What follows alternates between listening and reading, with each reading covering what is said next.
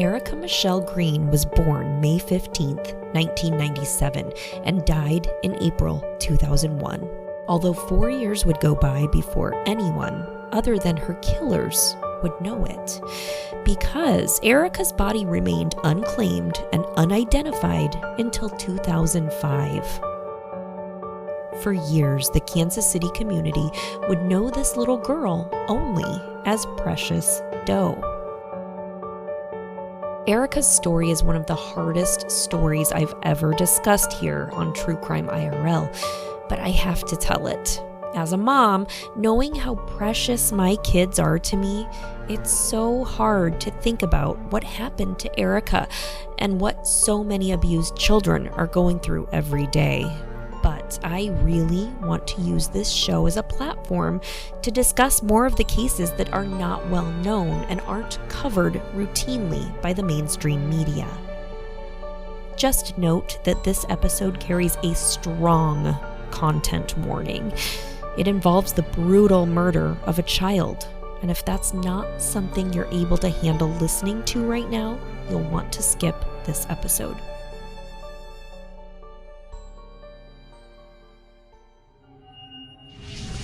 Kansas City made national headlines 16 years ago when a toddler's body was found decapitated in Hibbs Park in Kansas City. At that time, a special group formed to always remember Precious Doe. KCTV 5's Carolyn Long explains why today is so important to them. Today would have been, and should have been, Erica Green's 20th birthday. Instead, the 3-year-old was decapitated by her stepfather, Harrell Johnson, and her mother, Michelle, helped to hide the crime. And not only did you let him murder your child, you let him disfigure your child, cut her head off, you took and you married him and had another child with him. For 4 years, no one came forward to identify this little girl. So Kansas Cityans took it upon themselves to claim her, naming her Precious Doe, especially this small group who call themselves the Precious Doe Committee. We just said she's gonna be our baby. This committee has made it their mission to empower the community, begging everyone to pay more attention to all of the kids around them. The people need to come off their decks, off their patios, come to your front porch, see what's going on in your neighborhood. We need you to know it's tools out here. It's things so these babies don't get caught up in this crossfire. Tonight at 5:30, this Precious Doe Committee is throwing a birthday party of sorts for Erica Green at Hibbs Park at 59th and Kensington, complete with cake and ice cream and food trucks. And law enforcement who were intimately involved in that case years ago will also be in attendance to help pass out crime prevention tools so tragic stories like this don't happen again. Erica's story begins in April 1997 when her mother, Michelle Johnson, was serving a 6-month prison sentence at the Mabel Bassett Correctional Center in McLeod, Oklahoma, on theft and forgery charges. Michelle was pregnant with Erica at the time and would give birth just 1 month into her sentence. Erica was the 5th of 8 children that her mother would eventually give birth to. Babies number 4 and then 5 both tested positive for cocaine and other drugs after birth, and Erica's mother was still actively using drugs during her pregnancy with Erica. Michelle would later end up losing custody of all of her children due to addiction and abuse. Michelle was taken from the correctional center to the Oklahoma University Medical Center on May 14, 1997 to give birth to Erica. Although some correctional centers in the U.S. do allow new mothers to bring their infants back to the facility to raise them while they're serving their time, this particular institution did not allow that. So Michelle was faced with a dilemma. Who was going to take care of her new baby while she was in prison? Erica's biological father, Larry Green, was also in prison at the time she was born, serving a 10-year sentence. So Michelle's options were limited. Michelle contacted Erica's paternal grandmother, Betty Green, and told her about her situation. Mrs. Green told Michelle that she had a friend who often fostered children in need, and she would have her friend, Betty Brown, contact her. Betty Brown contacted Michelle the same day and agreed to take her baby until Michelle was out of prison. Michelle gave birth to Erica the next day on May 15th, 1997. Michelle was taken back to the correctional center just about 2 hours after giving birth without her newborn daughter. This personally makes me very sad because I've delivered 3 children, and I remember how exhausting and emotional and painful of a process that is. I cannot imagine having to get cleaned up, get dressed, and travel back to any place, let alone a prison, just 2 short hours after giving birth. That's barely even enough time to do the bare minimum of paperwork and basic medical care that takes place after giving birth to a child. And leaving your sweet newborn baby behind would be absolutely heart-wrenching. The slight consolation would be that Betty Brown would be arriving at the OU Medical Center that day to pick up the child. She signed a 1-page form, showed her driver's license and a Sam's Club card as identification, and she was given custody of Erica.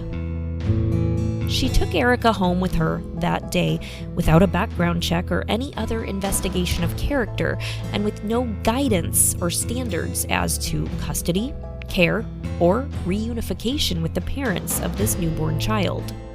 However, Betty Brown loved Erica like her own child, and Erica grew to love Betty during the 3 years she would live with her.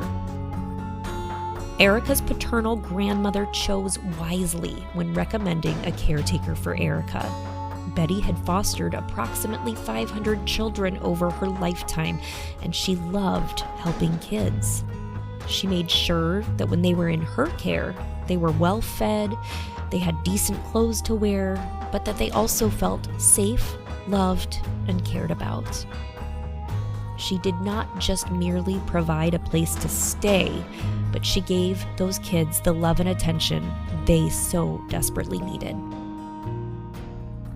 Months passed into years, and Erica was growing into an independent and very happy little girl while she was living with Betty Brown.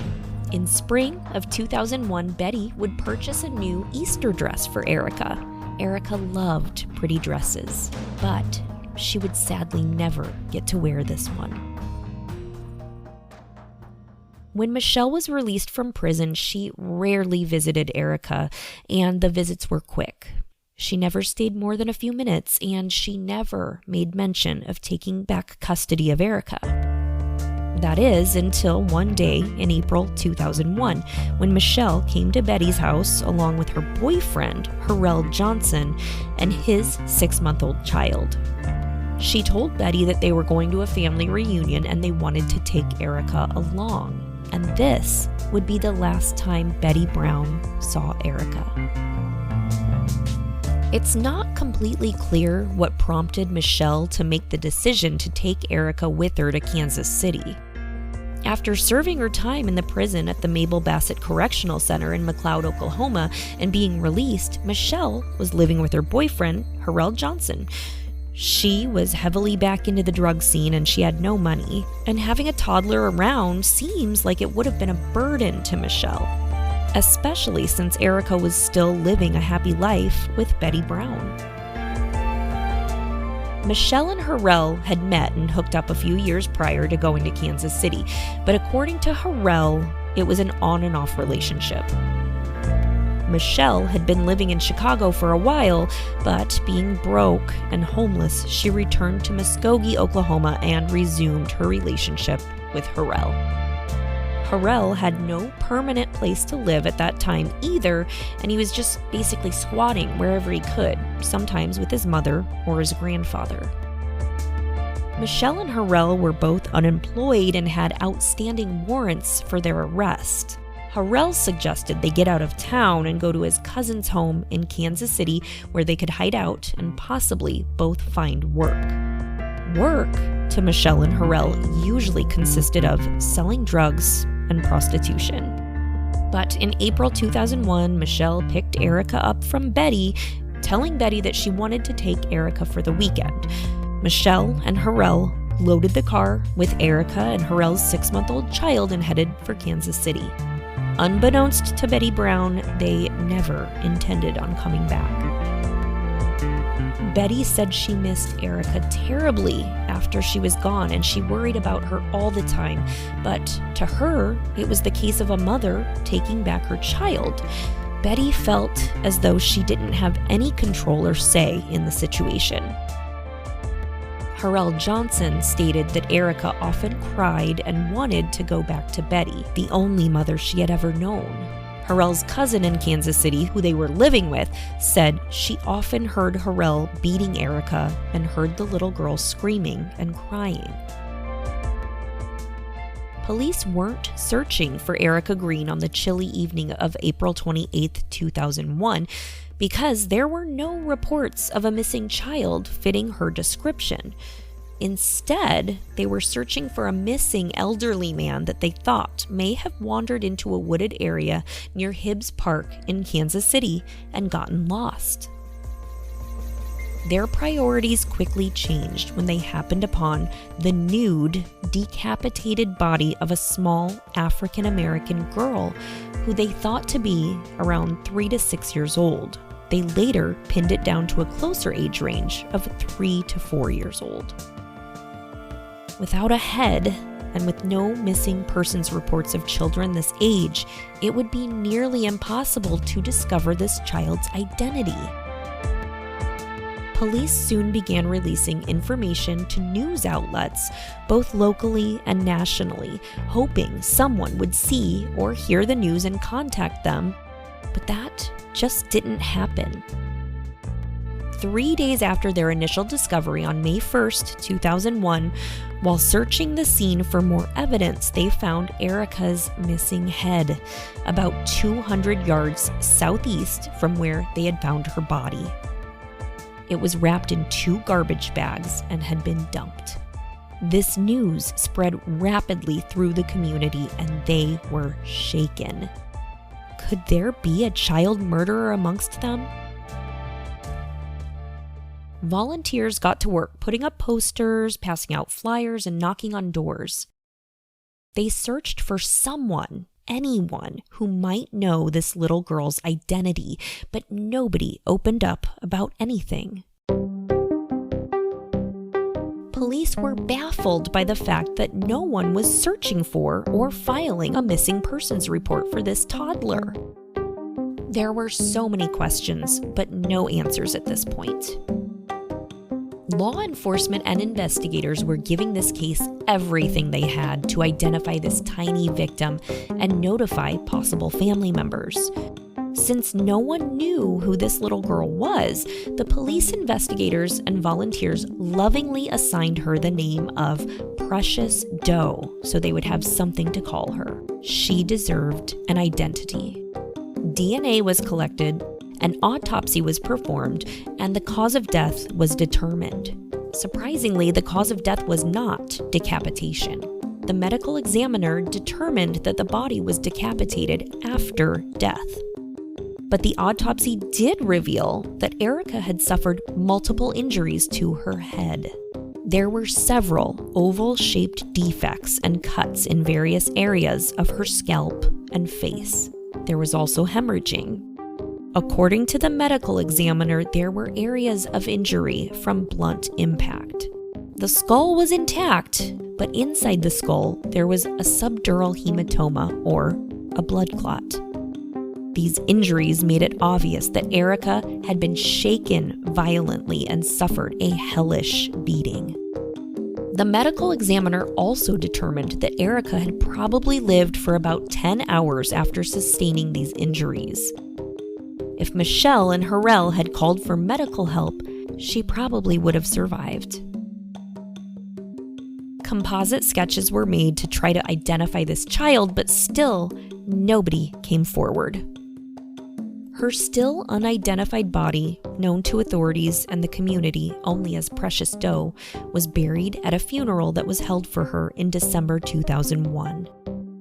Volunteers raised money for a memorial in Hibbs Park for Precious Doe and for her funeral. There was only a painted poster on her grave identifying her as Precious Doe.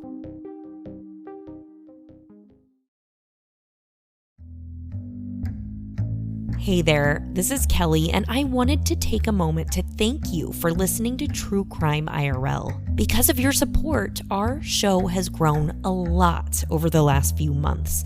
I especially wanted to take a moment to thank Kelsey J. in Indiana, Jamie F. in Kansas City, Missouri, and Alex M. in Florida for dropping a tip into the TCIRL tip jar. Your donations go a long way in helping to keep the lights on, so to speak. If you would like to support the show, there are a few ways to do that. First, you can go to truecrimeirl.com and click on the donate button in the middle right side of the homepage to drop a tip into the tip jar. Next, you can unlock lots of special features by becoming a patron. Just go to patreon.com/truecrimeirl podcast for more information on supporting the show. You can buy True Crime IRL merch on the website, truecrimeirl.com. Just click merch in the top menu. And finally, subscribe to the show and review it. Your 5-star review on Apple Podcasts or wherever you listen is a huge help in getting the word out about our podcast. Again, thank you to those who donated recently. You guys are amazing and I can't thank you enough. And thank you to everyone listening right now.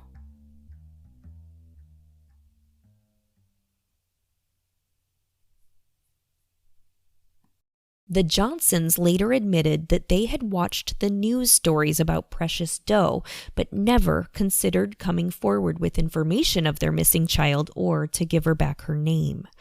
They were only concerned about staying out of jail so that they could continue their lifestyle of drug use and crime. So why didn't the cousin they were living with come forward about the missing child? She had to have seen the news stories. She knew that Erica was missing from the home while the mother and stepfather were still there. She must have had thoughts that Precious Doe could have been Erica. She had said that she often heard Harrell beating Erica and heard her screaming. How could a person just stand by and listen to a child being harmed like that without taking action? She could have made an anonymous phone call, but she didn't.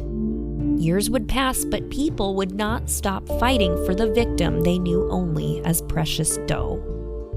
Erica's body was exhumed twice, once in 2002 for a new autopsy, and again in 2003 for a study of the skull in order to create a bust of how she may have looked. The police continued releasing news reports to both local and national news outlets, but nobody was coming forward with information. The case was featured several times on shows like America's Most Wanted and Cold Case Files, which reaped over 1,000 tips, but none of them were of any benefit to solving the case or identifying this body. There were just no clues as to where this little girl had come from, how she got there, or who committed this awful crime. So, having no clues or information other than a body and a head, and not knowing where to go next, the case went cold. There was one very special man who was fighting exceptionally hard for Precious Doe, and he never gave up. Alonzo Washington was a comic book writer and a strong community activist in the Kansas City area. He raised $33,000 in reward money and released a comic book about the case. This man never gave up on finding Precious Doe's identity and the truth about what had really happened to her. He was on a mission to find the person who committed this horrible crime. Every year on the anniversary of Precious Doe's body being found, he would release a new ad in a local African-American newspaper, the Kansas City Call, urging anyone with information in the case to come forward. And it was one of those ads that brought forward a witness that had the information that finally would solve this case. A man named Thurman McIntosh saw the ad and made a phone call on April 30th, 2005 that broke the case wide open. Thurman McIntosh was Harrell Johnson's grandfather and lived in Muskogee, Oklahoma. Harrell and Michelle had spent time staying at his grandfather's home when they had no other place to go. They never stayed in any one place for very long at one time, but the grandfather had seen Erica and knew what Erica looked like. Harrell Johnson lived in Muskogee, Oklahoma, but Harrell's grandfather knew that Harrell had been in Kansas City in the spring of 2001 with his wife and her 3-year-old daughter. Thurman McIntosh also knew that when they returned to Oklahoma, Erica wasn't with them. Michelle told the grandfather that Erica was with someone else. But after reading Alonzo's ad, the grandfather, knowing Harrell and Michelle's history of drug abuse, among other things, strongly suspected that Erica was Precious Doe. He called Alonzo to tell him what he was thinking about Erica. Alonzo notified the Kansas City homicide detectives, and the grandfather, Thurman McIntosh, was brought in for questioning on May 4th, 2005. He brought with him photos of a girl that he thought was Erica and hair samples from Michelle, and again, he told his story to the detectives. As it turned out, the photos weren't Erica, but were of her cousin, but the DNA from the hair samples matched Precious Doe.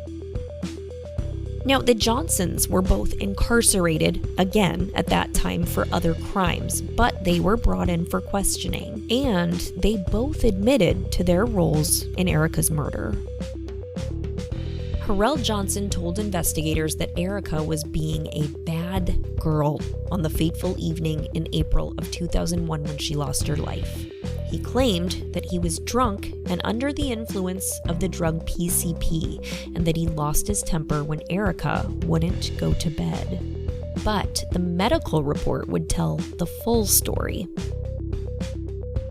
The report stated that Erica had multiple injuries consistent with being kicked to the back of the head, the front of the head, the right temple area, and the top of the head. There were other injuries that appeared to be caused by blows with a round flat object consistent with an ashtray. Michelle Johnson watched as her boyfriend violently beat Erica and threw her to the floor, where she fell unconscious.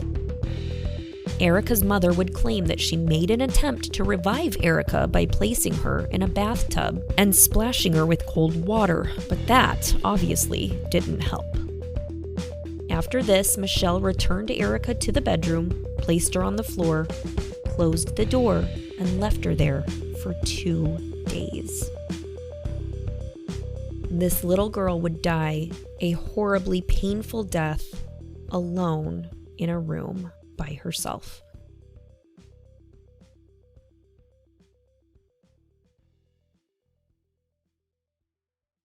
Harrell and Michelle discussed calling for medical help, but they decided against it because they both had outstanding arrest warrants against them.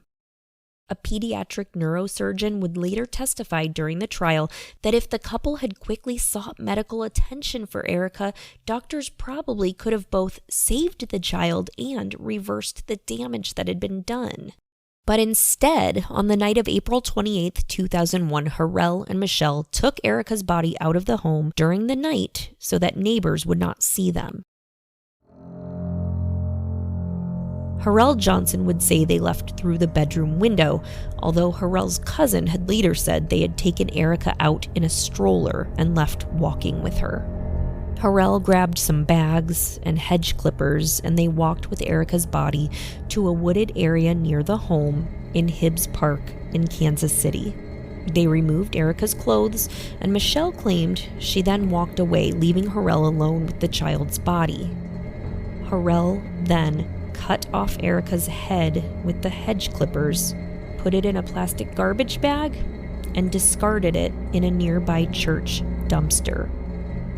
He said he did this in an attempt to hide Erica's identity so it wouldn't connect them to the murder.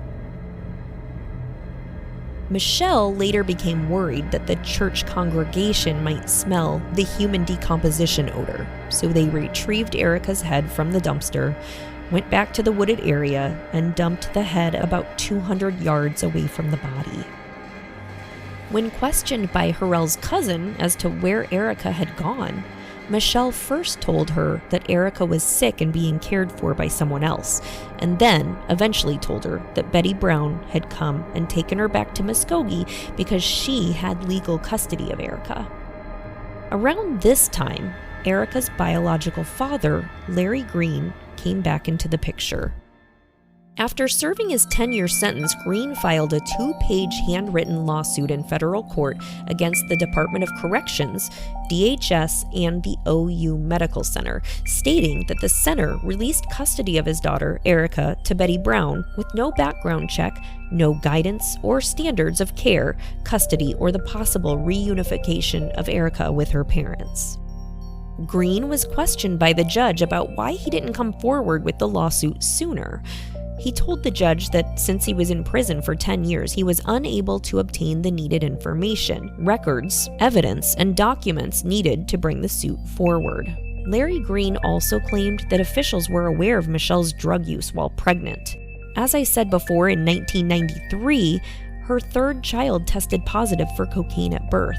And then, in 1995, Michelle's fourth child also tested positive for cocaine. In 1997, while she was pregnant with Erica, she was still openly using drugs. So Larry Green stated that Michelle should have been deemed an unfit mother and should not have ever been permitted to care for Erica.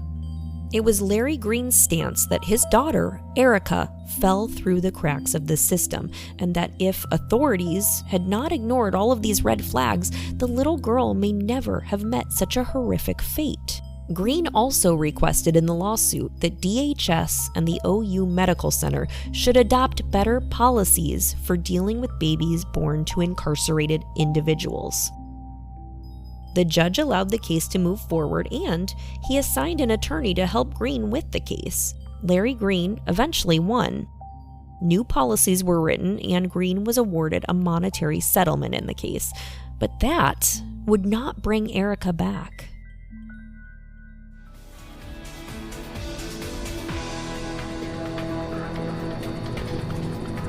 Several Oklahoma agencies have agreed to settle a lawsuit in the death of a young girl. Larry Green filed a suit against the Oklahoma Department of Human Services, the Department of Corrections, and the University of Oklahoma Medical Center in 2001 for the death of his daughter, Erica Green. The young girl's beheaded body was found in Kansas City, Missouri. She was known as Precious Doe until her remains were identified in 2005. Her mother and stepfather, Michelle and Harold Johnson, were convicted in her death and are currently serving out their sentences. Green will receive an unspecified payment in the settlement. Also, as part of the settlement, the agencies will develop procedures for DHS to find safe homes for babies born to mothers who are in prison.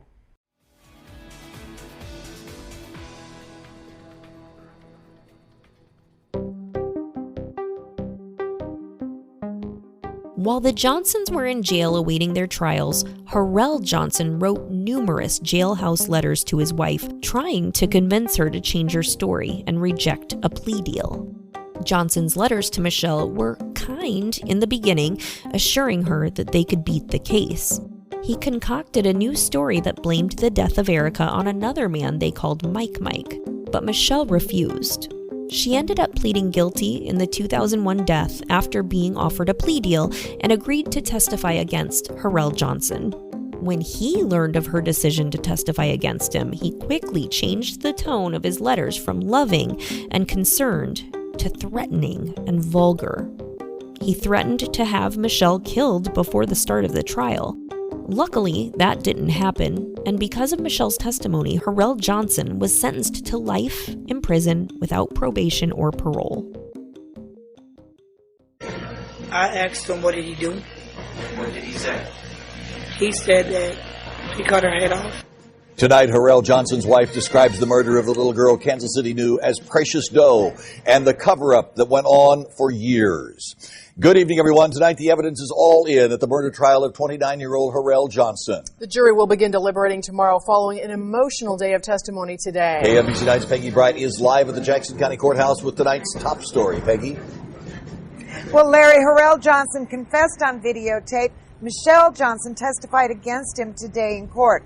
Their stories differ in the detail, but both of them admit to their role in the killing of 3-year-old Erica Green, better known in Kansas City as Precious Doe. I just said, what the you do?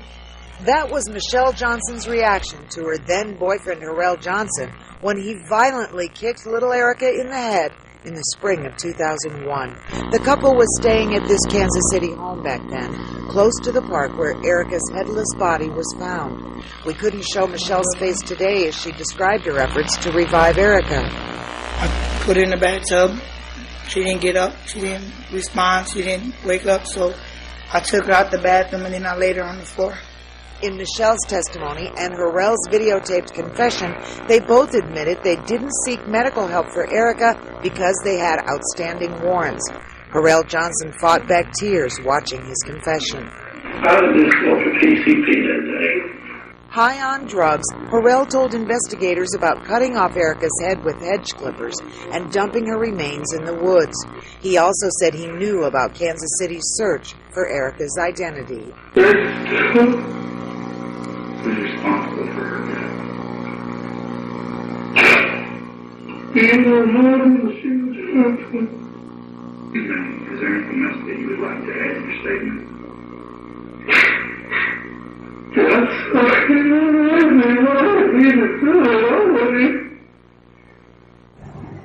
What he was saying right there, I'm sorry, I didn't mean to do it. And that is at the heart of the defense. They're saying that he did not premeditate this crime, which means he's not guilty of first-degree murder. But the prosecution says that the premeditation came in when they decided to let Erica go without medical help. We're live at the Jackson County Courthouse. Back to you, Larry. Peggy, what were the main differences then in the Johnson stories? Well, Michelle Johnson said she was not there when Harrell Johnson cut off her head before they dumped the body. He says she was there. The other thing was that Michelle says Erica died in about 10 hours. Harrell Johnson says it was over a couple of days. Peggy Bright Live. Thank you very much, Peggy. Michelle Johnson has already pleaded guilty to second-degree murder. The jury begins deliberations for Harrell Johnson after closing arguments tomorrow morning. As part of her plea deal, Michelle was sentenced to only 25 years in prison for her part in her daughter's murder. Kelly, today, for the first time, we heard from the man convicted of killing Precious Doe. Harrell Johnson proclaimed his innocence, words that rang hollow with the judge who sentenced him to spend the rest of his life in prison. It's been 7 years, 7 months, and 25 days. And I think justice was served today. Marcy Williams was one of those who mourned for the little girl Kansas City knew for years only as Precious Doe, her decapitated body found in some woods near 59th and Kensington in 2001. It took 4 years to learn her true identity, Erica Green. Her mother and her stepfather were convicted of her murder. Today, at his sentencing, Harrell Johnson claimed he did not receive a fair trial and denied killing Erica. You people don't know me. You just know what these people then cooked up and what I was forced to say. That's all you know. But never once have I harmed a hair on her head or did anything to hurt her. The judge responded by calling Johnson a textbook sociopath who would not take responsibility for his actions. You committed acts that were ghoulish, vile, and by any measure revolting. Those thoughts were echoed by Police Sergeant Dave Bernard, who led the search to find the little girl's identity and then find her killer. I've dealt with these kind of people my whole career. You know, they're people with holes in their souls. They don't care anything about but themselves. He wants to say he didn't have his rights and how his rights were denied, but he denied the rights of a 3-year-old child. We don't have to worry about what's going to happen to him because at this point, he's going to have to answer to the man upstairs. That's going to be his judge. Harrell Johnson's sentence is life in prison without the possibility of parole. Harrell Johnson appealed his sentence, saying first-degree murder requires premeditation and that he didn't intend to kill Erica. But the prosecutor explained to him that premeditation doesn't have to happen the day, the hour, or even the minute before a crime is committed. It can happen in the very last second. The prosecuting attorney also said, doesn't even matter in this case because Erica had lived approximately 10 hours after the beating. And the fact that he and Michelle discussed calling for medical help, believing Erica would die without it, and then making the decision not to seek medical help was in itself premeditation. Precious Doe now has her identity back. she will forever be remembered by those who worked so hard on her case, and especially by Alonzo Washington, who never gave up on finding who she was and who did this to her. Had it not been for him continuing to place that yearly ad in the Kansas City Call, this case may never have been solved.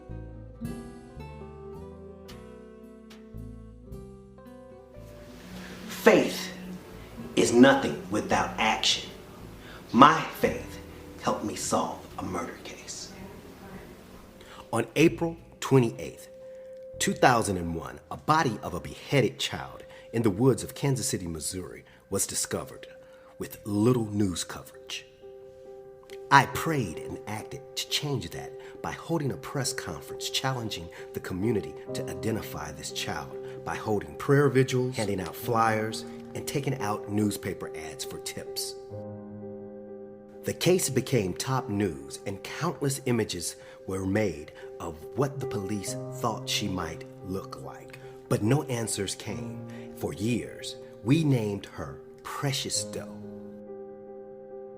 4 years later, a tipster called me with a tip that identified Precious Doe as Erica Green. Her mother and stepdad were her killers. I forwarded that tip to the police, and they were quickly arrested. The pages of the Bible says that faith the size of a mustard seed can move mountains. My faith helped me find out who this missing beheaded child was. My faith and action brought this package telling me who this missing child was. Erica Green was born in prison and discarded like trash by parents that showed her no love, but my faith created a movement that made an entire city love her and bring her justice. With my faith, Precious Doe, Erica Green, will never be forgotten. Faith is real when you act.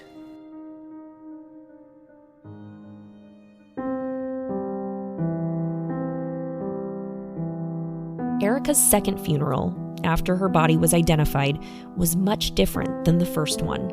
Hundreds of people attended from near and far, including police officers, investigators, and the entire community.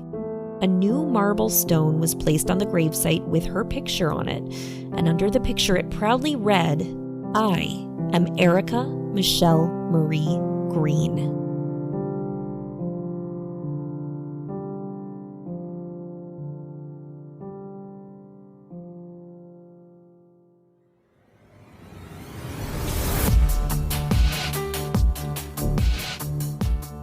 True Crime IRL is written, produced, and hosted by Kelliberensbrink. We are part of That's Not Canon Network and TNC Productions in Brisbane, Australia. For more information, go to truecrimeirl.com. True Crime IRL theme music is produced by the Captain at True Crime Garage. Thank you.